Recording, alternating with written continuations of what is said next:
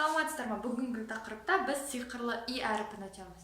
Яғни ол не үшін сиқырлы деп аталады? Себебі ол кейде жазылғанмен оқылмай қалады, бірақ әріптердің айтылуын, оқылуын өзгертіп жібереді. Сондықтан ол сиқырлы.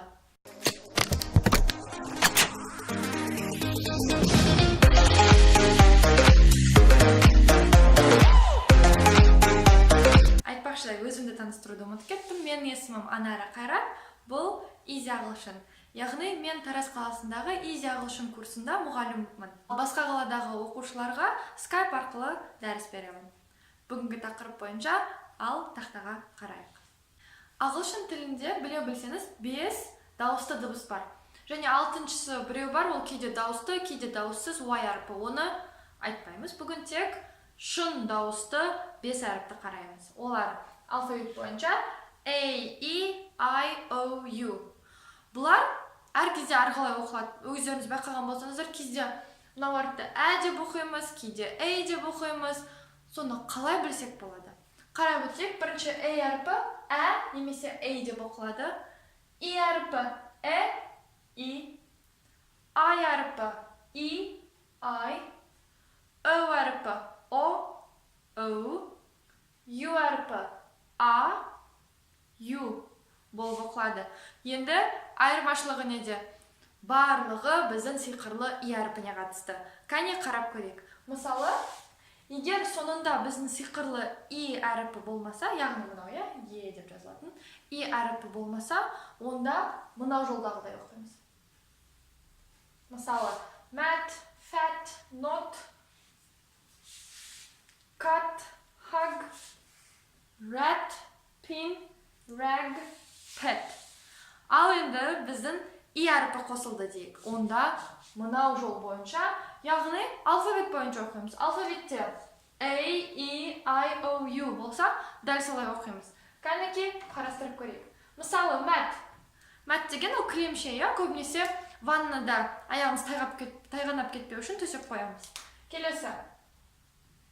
Сиқырлы е әріпін қостық. Mate. Достым. Сіздің бір жақын досыңыз. Mate. Және оқылуына мән береміз. Mat. Е қоссақ. Mate. Мынаны мүлдем оқып жатқан жоқпыз, бірақ мына әріпті алфавит бойынша оқуға өзгертіп жіберді. Mat, mate. Келесі.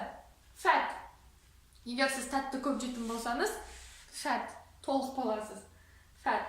Ал енді осыған е әріпі қоссақ, оқимыз. Fate.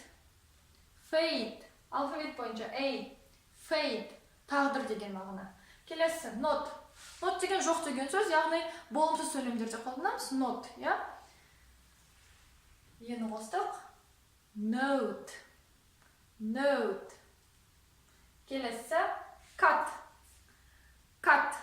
Cut кесу. Кесу.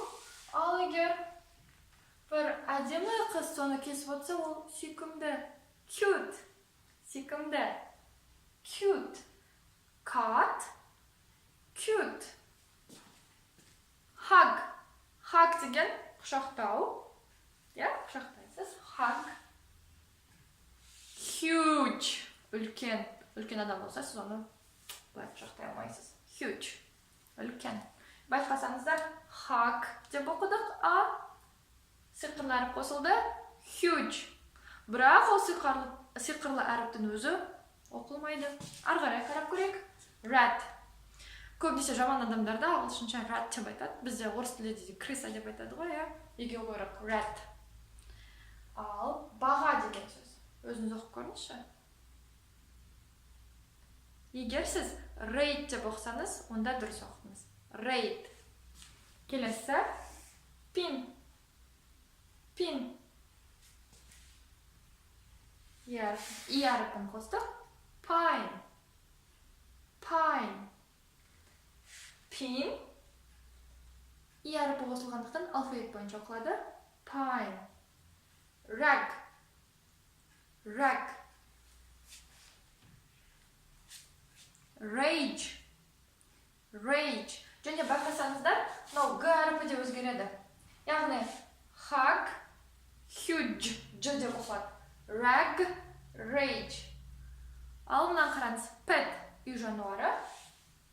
бірақ бұны үлкен әріппен жазу керекпін. Пит. Есім, я? Ол баланың есімі. Пит. Pet. Мынау алфавит бойынша и деген дыбыс. Пит. Және бұл біздің сиқырлы и әріпі мына дыбысты да өзгертеді. Мына екі дыбысты біз кейде с, кейде з деп оқимыз, я? З вибрациямен шығады. З. Және сақауланамыз. С, з. Мен кішкентай балаларға түсіндіргенде бетем с әріпін жазамда, жанына тілдің суретін салып қоям. С. З. Тілдің суретімен бірге болса, онда з деген дыбысты береді. Я сурет жақсы аламын. Ал енді қарап көрейік. Мысалы, мынау сөз ванна. Бәс. Бәс. Ал біздің сиқырлы әріп қосылған кезде мынау дыбысқа өзгеріп жүреді. Және де әні алфавит бойынша оқимыз. Сонда bathe. Bathe. З вибрациямен шығады. Bathe.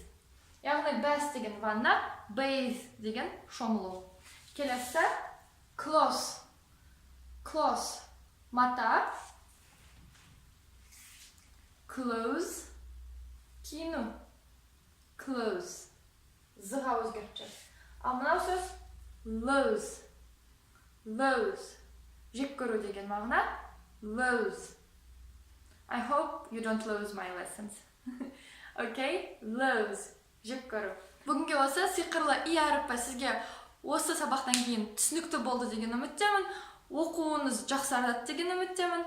Кез келген сөздерді осылай оқуға тырысыңыздар. Әрине 100% бұлай емес, кейде білесіздер, ерекшеліктер болып қалуы мүмкін, бірақ көбінше осылай оқу керексіздер. Рахмет, сіздермен бірге болған Анара Қайрат, және бұл Изи ағылшын. Жазыламыз.